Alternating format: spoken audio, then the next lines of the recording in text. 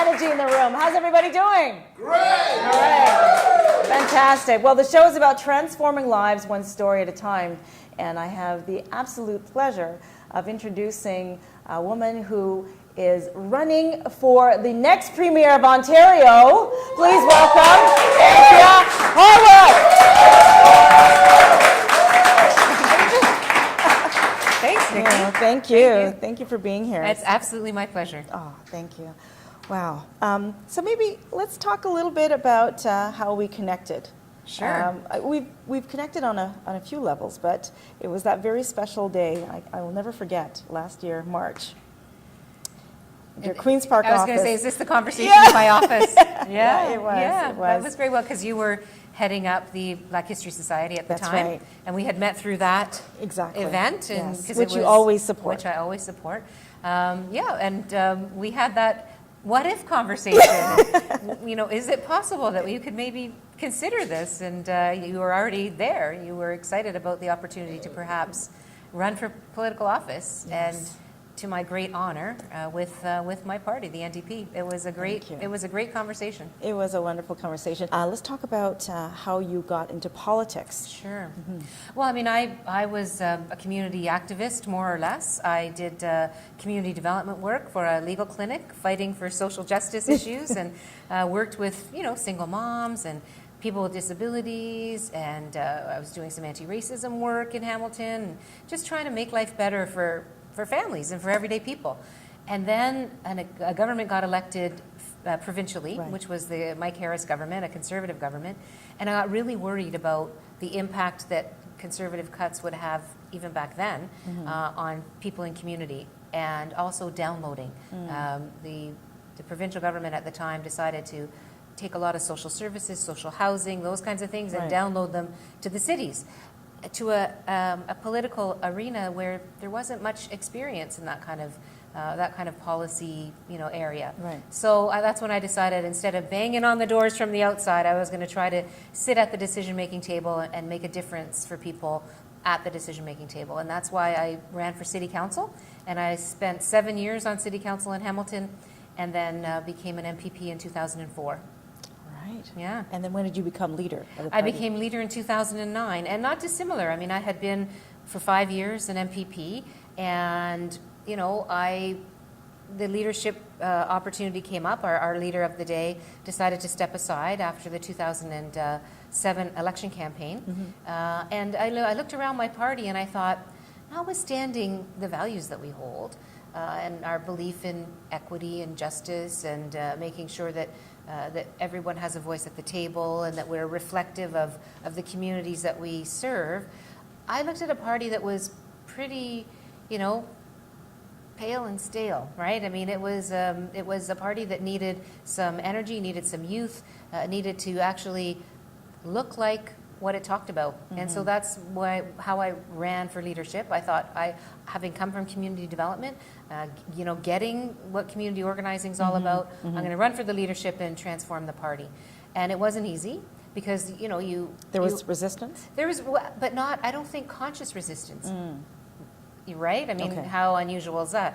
I think that people felt good about inviting others, right? And being open to the invitation to others. But the key is, you got to make room at the table. Sure. You know what I mean? And if you're making room at the table, it means that those who are already at the table have to actually give up their space. And so that became a bit of a struggle, Okay.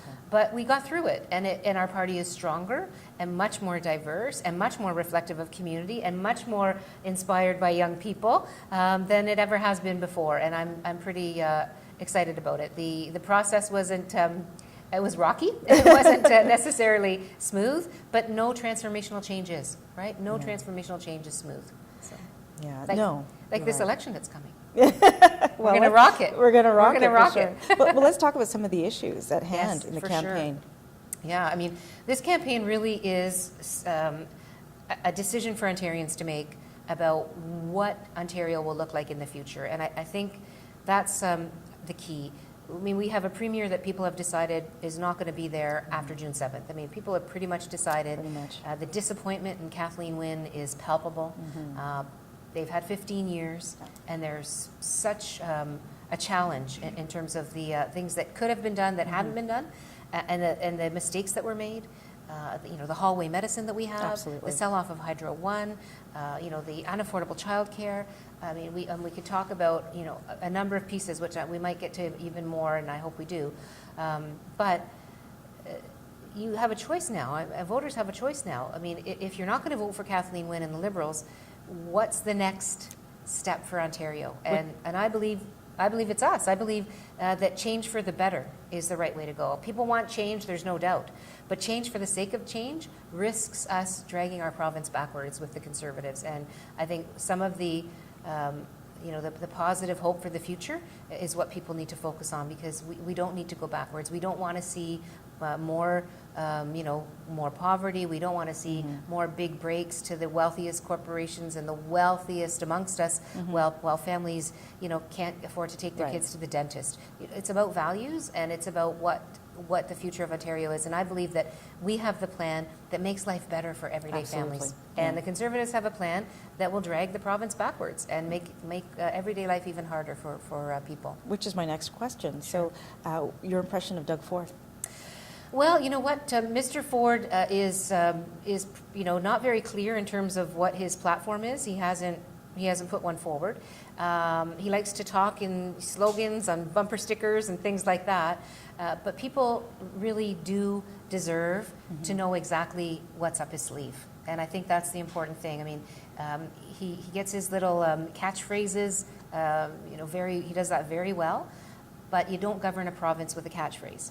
And people need to look beneath some of the catchy things that he says and realize that, he uses this phrase about having a party with the party with the taxpayers' money is going to stop.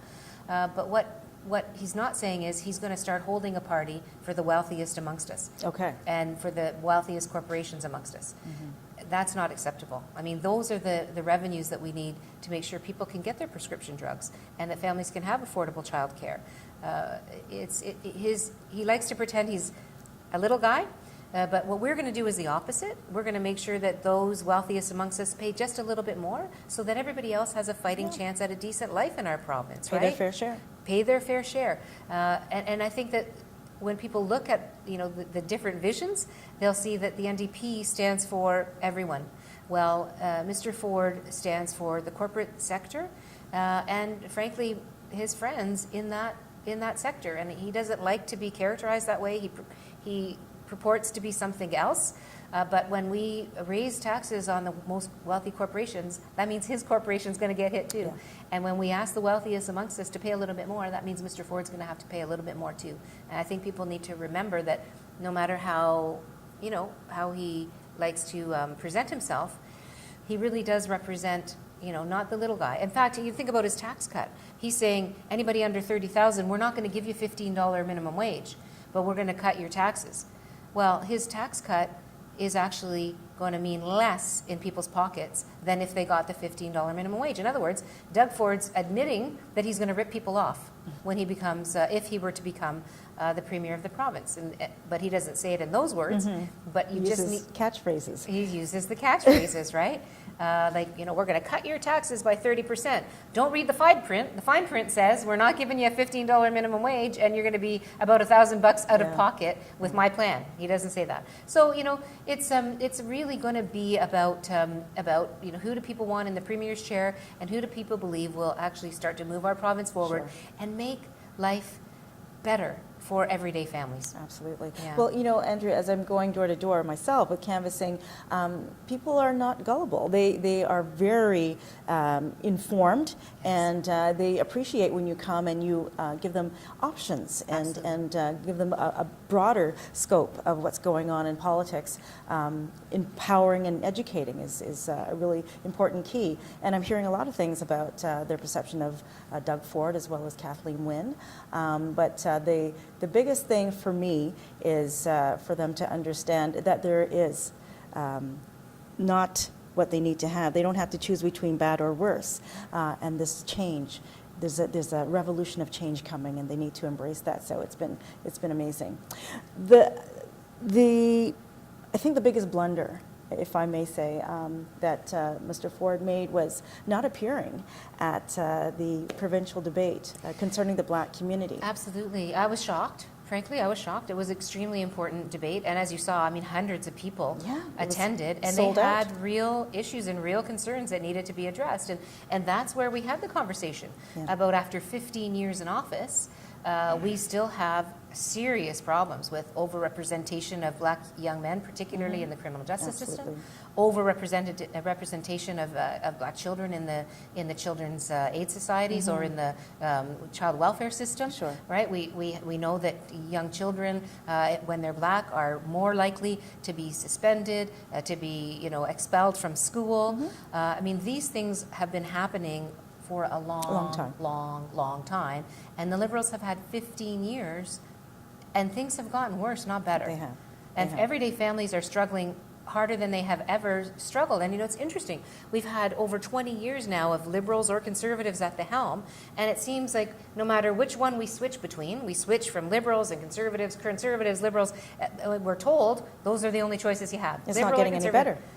Life, it actually continues to get harder for everyday families. And in a province with this much wealth and with this much opportunity, that we're still, seeing what we see in terms of people not being able to build a good life and struggling and not being able to make ends meet, it's not acceptable. It's not acceptable. No. Yeah. Well, affordable housing comes up Absolutely. as issues. I'm not surprised. Yeah. I'm not surprised. I mean, there has been very little new affordable housing built.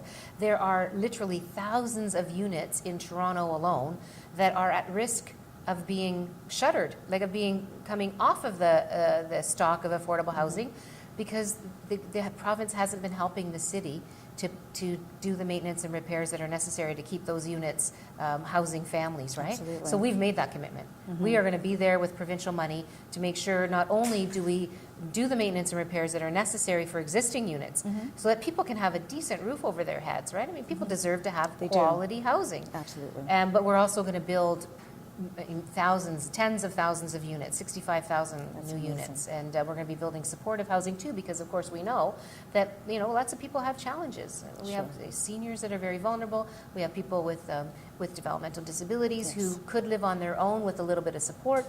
So we're going to be providing supportive housing to people with some mental health issues that could, again, be independent with a little bit of support. So our plans are going to deal with that affordable housing crisis. And I mean, it's not just rental housing and affordable rental housing. I mean, it's the fact that people can't even imagine, young people can't even imagine buying a home or even renting a home these days, an apartment or a home in the neighborhoods they grew up in, which is, I mean, it's just not acceptable. Young people are leaving the city in droves because the city has become so unaffordable that they can't even imagine being able to raise a family here.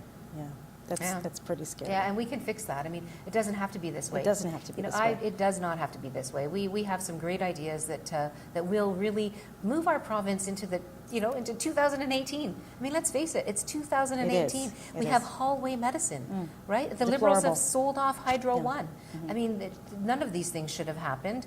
But after 15 years, we have a plan to not only fix the problems that Kathleen Wynne and the Liberals have created, but also to implement new ideas that recognize that we're in a different economy even, right? I mean, so yes, we have pharmacare on the agenda, right? So that everybody, no matter how old you are, no matter where you work, no matter how much money you make, you can get your prescription drugs filled. Amazing. Right? 1 in 4 Ontarians can't afford their prescription drugs. 1 in 4 Ontarians cannot afford their prescription drugs. I mean, that's not acceptable in this day and age. And those people become ill quicker. They'll end up using, emergency rooms, for example, emergency wards in hospitals, and they have a poorer quality of life. And they have a shorter work life often because they become ill. Yes. That's just because they don't.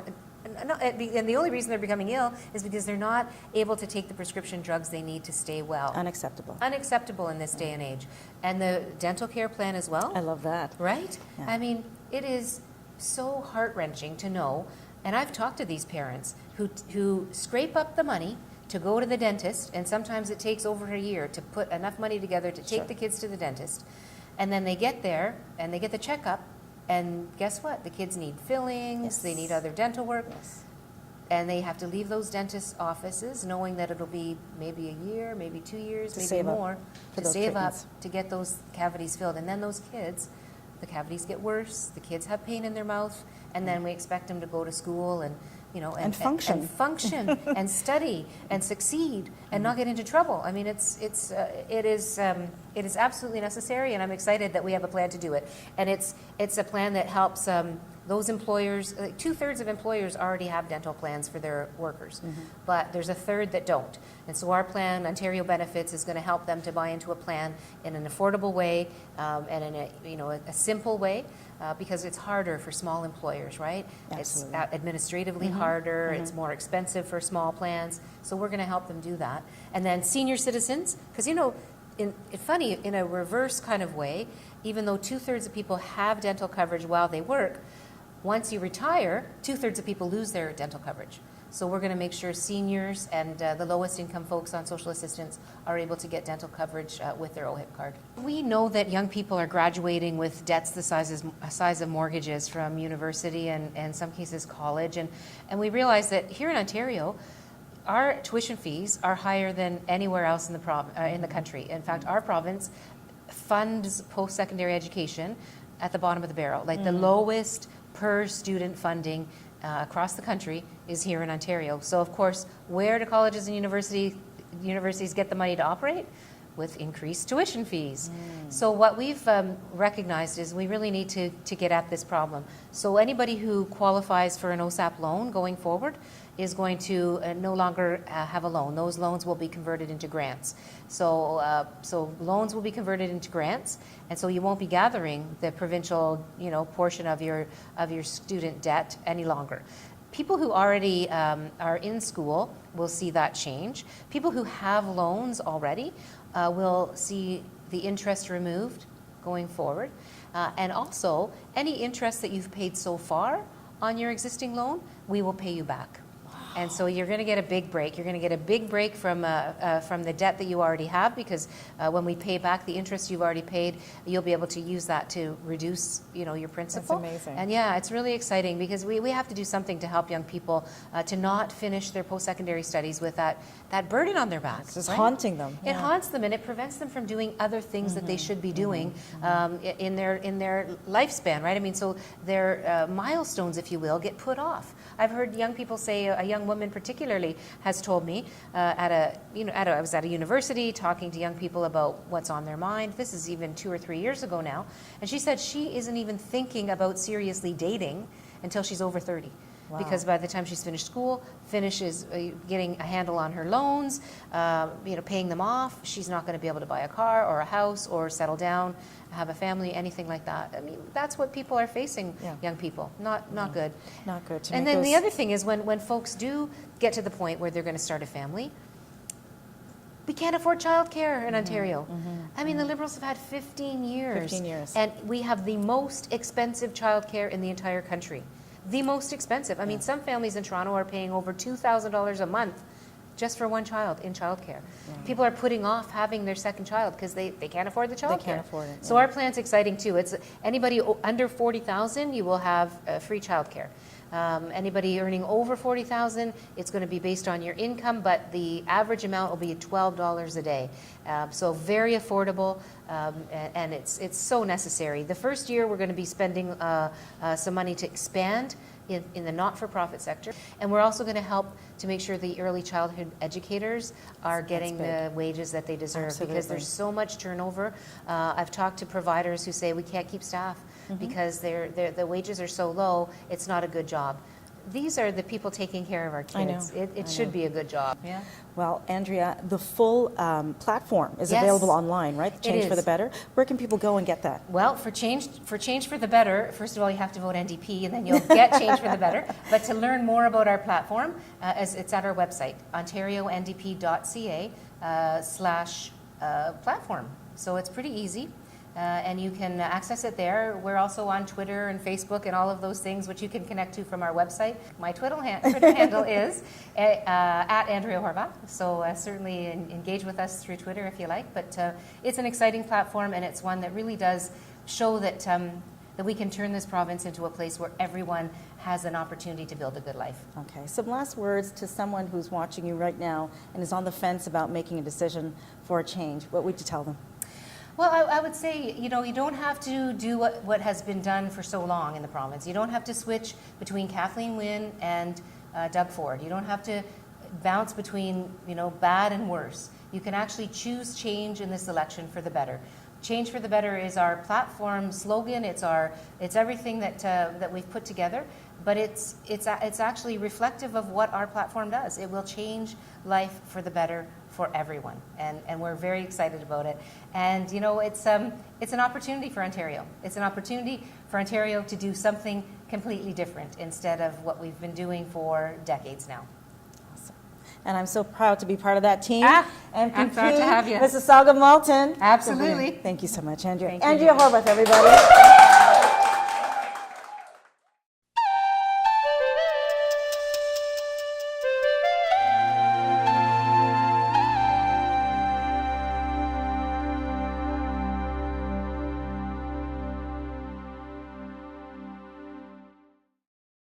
The Nikki Clarke Show, transforming lives one story at a time.